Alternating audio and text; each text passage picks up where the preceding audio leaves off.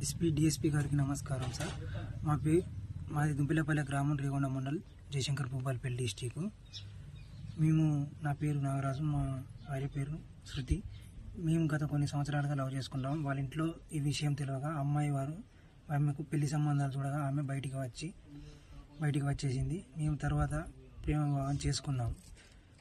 ప్రేమ వివాహం చేసుకోక అమ్మాయి వారి తల్లిదండ్రులు మా అన్నయ్యను కొట్టగా తలకాయ పలగడం వల్ల వారి తల్లిదండ్రులకు ఎఫ్ఐఆర్ ఫైల్ అయింది.